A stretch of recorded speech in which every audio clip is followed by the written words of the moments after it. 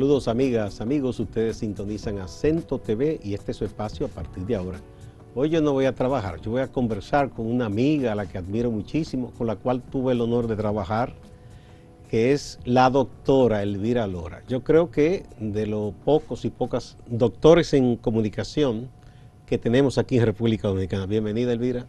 Muchas gracias, don Gustavo. Sí, recuerdo en el Caribe que compartíamos la jefatura de cierre.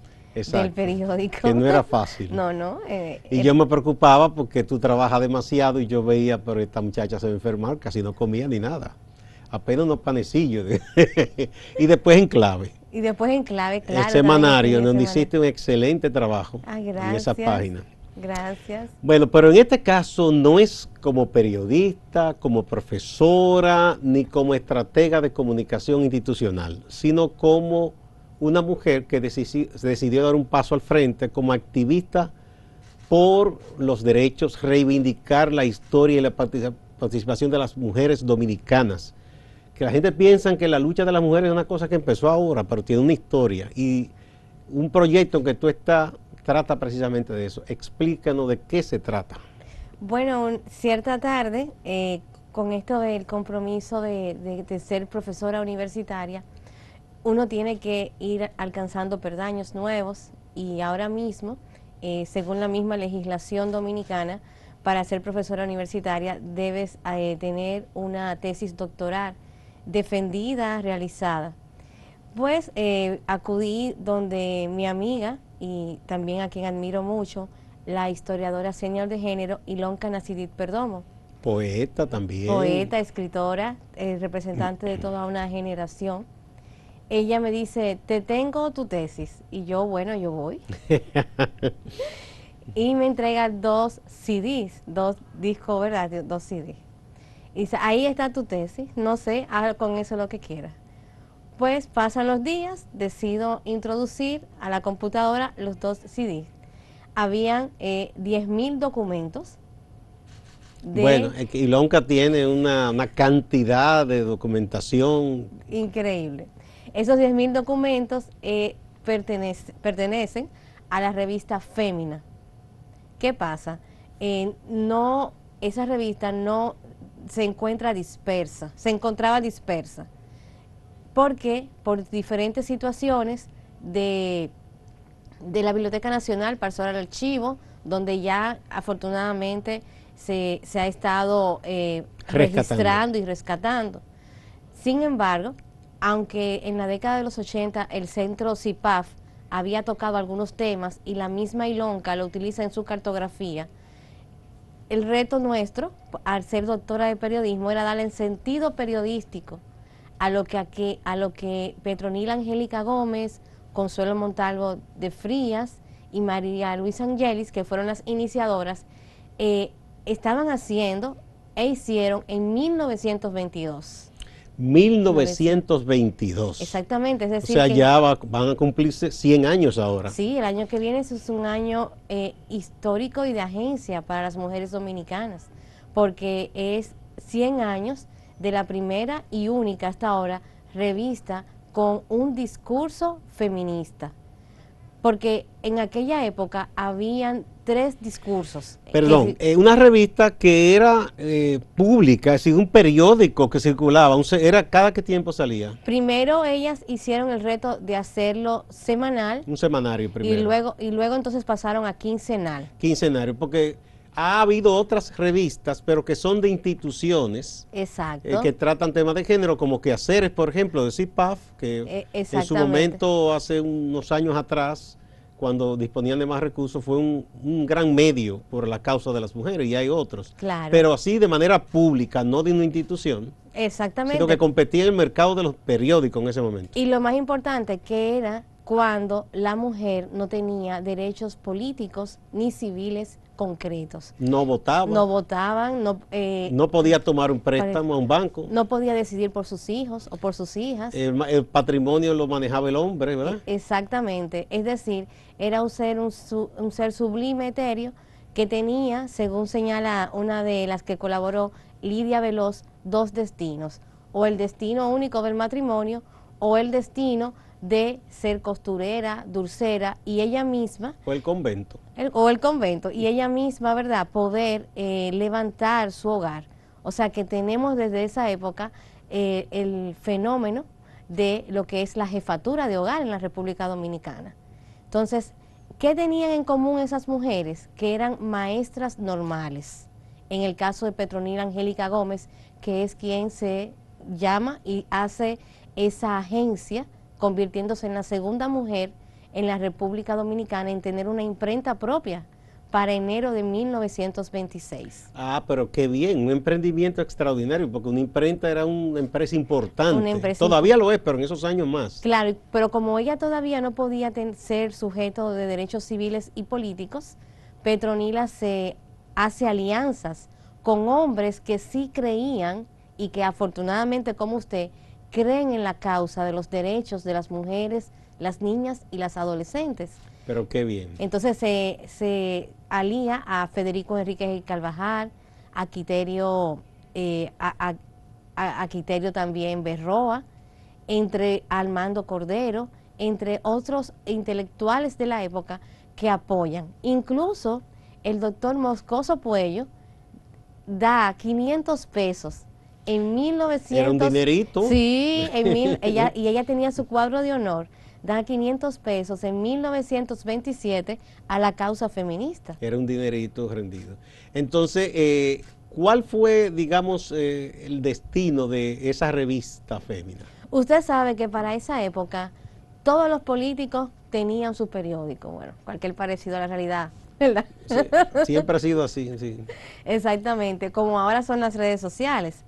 Y en esa vorágine de medios, Fémina logra 17 años de ediciones continuas. Eso era una proeza realmente. Claro, sí, hace unos días en el Congreso Mujeres Transatlánticas que hizo la Asociación de Estudios de Géneros y Sexualidades aquí en la República Dominicana, eso fue lo más sorprendente, cómo ante un panorama mediático tan versátil, que no era estable, logran estas mujeres, 76 mujeres periodistas feministas, mantener esta agencia editorial. Porque uno, en la historia del periodismo dominicano, uno ve que en esos años surgían periódicos y tanto surgían como cerraban a cada rato. Exactamente. De manera que fue una gran proeza, porque yo supongo incluso que la publicidad que sustentaría un medio como ese no era tan abundante.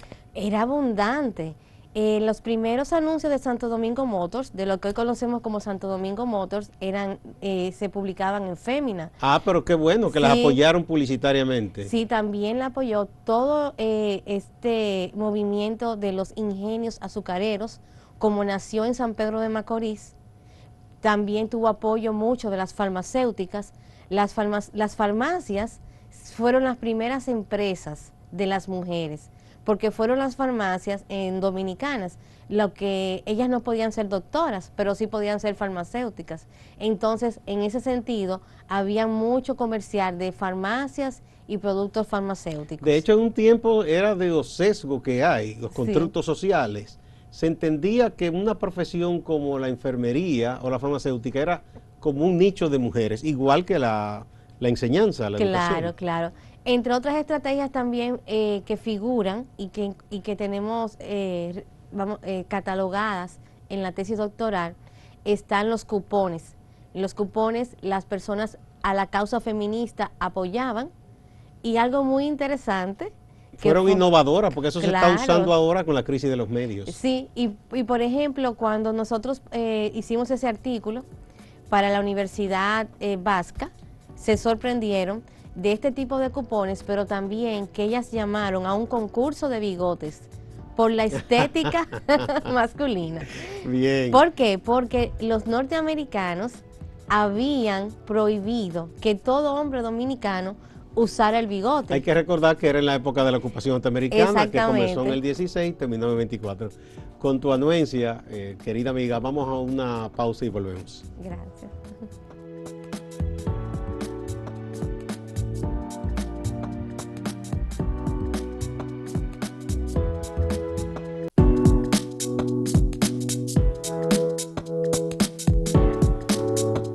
estamos conversando y aprendiendo con la autora Elvira Lora en su condición de feminista y parte de un proyecto interesantísimo, República Fémina.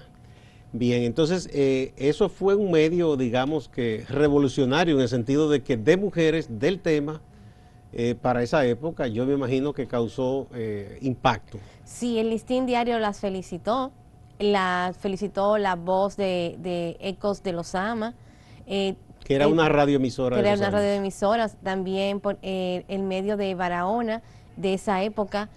Hay diferentes cartas que he podido compilar de medios establecidos, vamos a decir, de los Prince Barons, o sea, de la prensa de los varones, que felicitaron esa agencia de Fémina, porque quizás ha llegado una historia un poco con muchos mitos de que las sufragistas, porque ahí en verdad se acrisoló el movimiento del sufragio dominicano, eran personas quizás que le gustaban las controversias. No. Para ella poder mantener esos 17 años de ediciones continuas, en la revista estuvieron convergiendo 3 tipos de discursos. El discurso de lo femenino, que era lo que los hombres esperaban de las mujeres, y entonces ahí vemos varios hombres, incluyendo por ejemplo a Federico Enríquez y Carvajal, escribiendo sobre el deber ser de la mujer.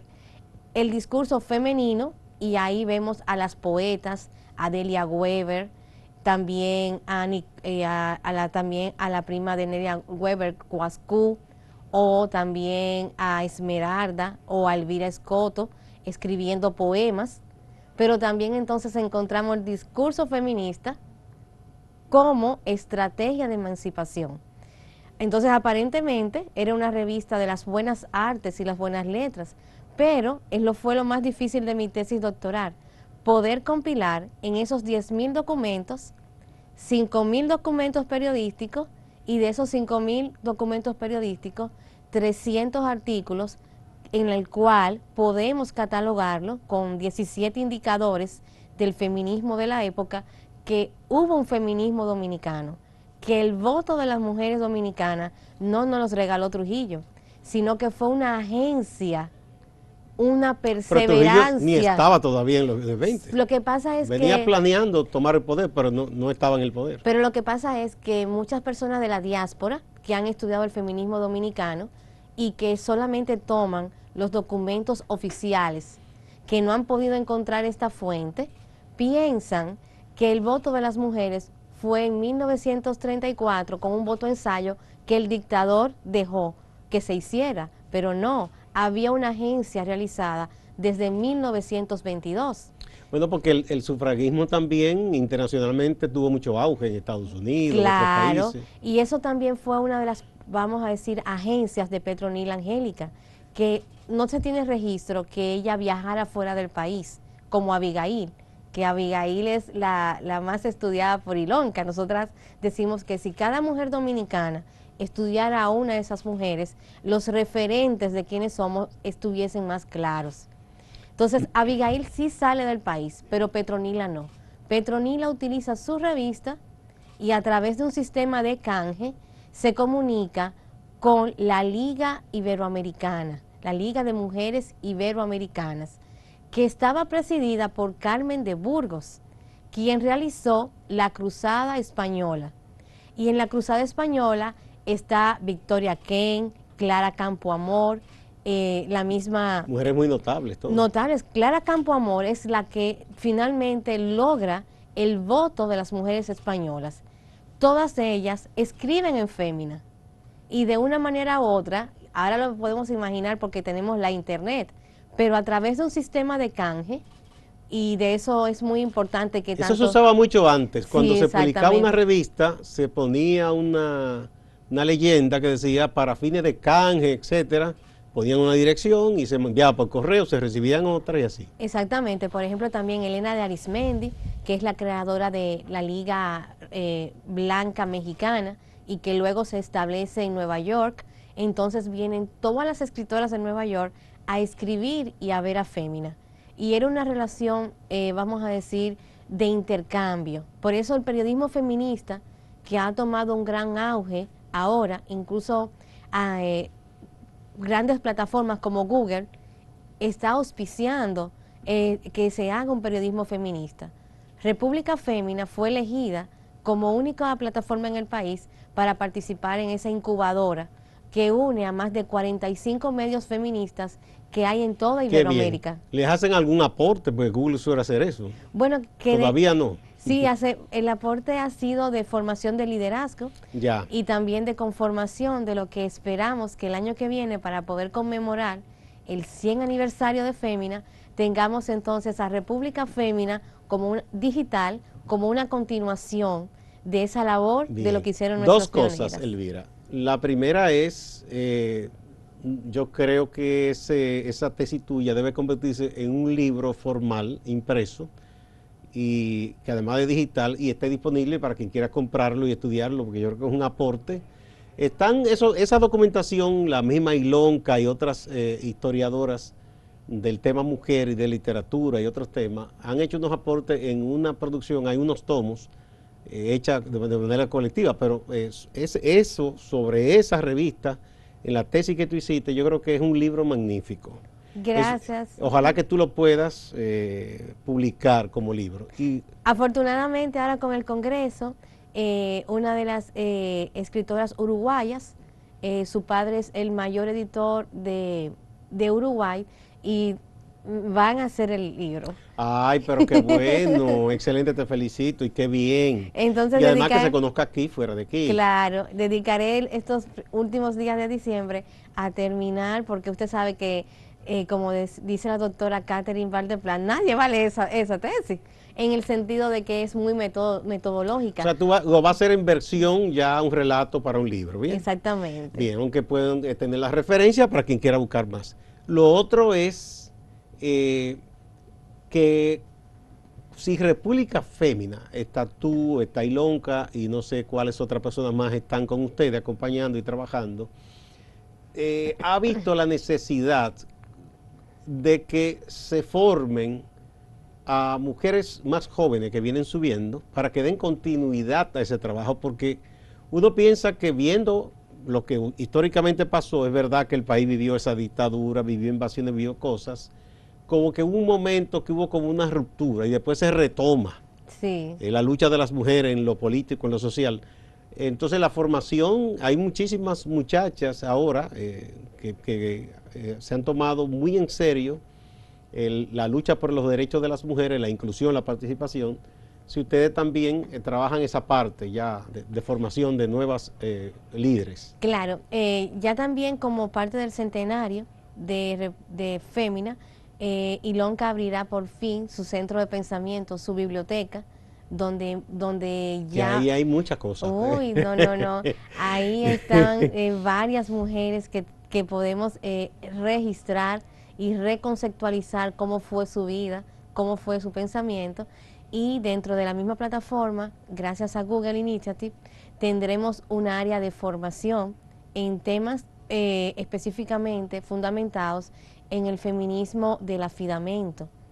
El afidamento es que nosotras podamos conocer a las mujeres que nos antecedieron en sus escenarios de vida, porque otro de los mitos que se tiene sobre las sufragistas dominicanas es que al ella tener una estrategia que les llevó el voto, y el voto fue al inicio de una dictadura, señalan que todas eran trujillistas. O conservadoras.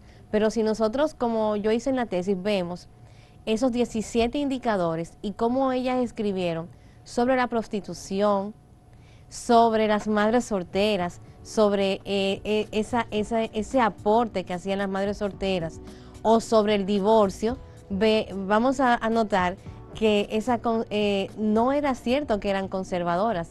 No podrían mostrarse radicales. Señora, estamos en los años 20. Claro, pero sí estaban a la altura de todo el feminismo y el sufragismo de la época a nivel internacional. De nuevo, con tu anuencia, una pausa y volvemos.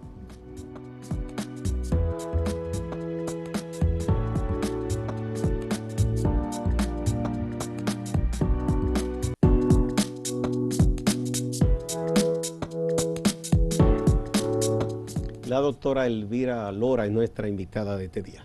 Bueno, eso es un tesoro lo que tú has descubierto y ustedes han descubierto también en República Fémina, con tanta documentación, tantos aportes de la mujer dominicana que durante muchos años han estado ahí como soslayados, no resaltados en muchísimas cosas. Yo recuerdo que siendo muy joven me tocó leer un trabajo que principalmente hizo Margarita Cordero, que era Las mujeres también hicimos abril. Exacto. Que yo descubrí tantas mujeres que hubo combatientes que la idea que le vendían de boca en boca por tradición era que las mujeres eran las compañeras de los combatientes que ayudaban con la comida o para pasar un arma debajo de una sábana, pero no fue así. Muchas estuvieron delante ahí tomando las armas, defendiendo el país cuando fue invadido. Pero también en la historia hacia atrás, una Juana Saltitopa, muchísimas mujeres que estuvieron, que se le ha querido pintar con un papel de que tejieron la bandera, hicieron esto, pero no, fueron mucho más que eso. Claro, es parte del mismo constructo que tenemos de mantener a las mujeres, vamos a decir, como seres sublimes y etéreas, pero no, y es lo que yo en la tesis llamo romper la metáfora del silencio. Es decir, en aquellos lugares donde se piensan que no estuvimos, sí estuvimos y aportamos, porque en Fémina, por ejemplo, se aportaron 3 planes de gobierno. O sea, 3 miradas de cómo debía ser tras la invasión estadounidense, el rescate a la soberanía y cómo debían impulsarse las escuelas técnicas, las tierras productivas, la labor de las mujeres fuera de las escuelas donde ya estaban y también el aporte de la juventud que veían ellas con, vamos a decir, con cierta mirada maternal de cómo incorporarlas, cómo incorporar a las juventudes al aparato productivo nacional. Y en nuestros estudios por lo menos encontramos 3 planes muy bien diseñados. O sea que había pensamiento sociológico, político y hasta económico. Y económico, sí, del país. Incluso uno de los primeros editoriales, vamos a decir, más reivindicativos de Petronila, se queja de lo que era el monopolio que impedía a las personas que trabajaban en los ingenios a comprar en otras tiendas. Así porque era casi una pseudo esclavitud, porque eran unos vales que solo podías comprar dentro de ese predio. Exactamente, entonces ella llama a ese editorial atención a los vales. Entonces eso impedía una movilidad, impedía también que quien trabajaba en la caña de azúcar, como usted bien sabe, pudiese comprar en otro lugar más barato y mantenía una economía muy, vamos a decir, muy baja para las familias que se dedicaban a esa controlado, de hecho el precio no podían tener ninguna opción de buscar mejor oferta ni nada, ¿no? Incluso ella dice, ¿será que las mujeres tendremos que ir al Congreso para que los congresistas nos escuchen? Y es el primer llamado de acción en esa línea editorial que estudiamos, que ella hace a las mujeres a salir de su zona de confort e ir a las calles a protestar. Mira, un ejemplo de la época de la ocupación que se suele mencionar, pero no se le ha dado la dimensión, fue de Ercilia Pepín. Claro. Una mujer valiente. Bueno, la imprenta Fémina es quien hace los libros de Ercilia Pepín. Y Ercilia Pepín estuvo muy de la mano, como Rosa Schmester, a Petronila Angélica Gómez. Le escribieron cartas y señalaban que no solamente la mujer tenía que estar en la escuela, sino también en la plaza, en los medios. Y es lo que Carmen de Burgos llama feminismo profesional, que es como el antecedente del periodismo feminista. Bien. Es decir, que Ercilia Pepín estuvo y trabajó en conjunto a Petronila.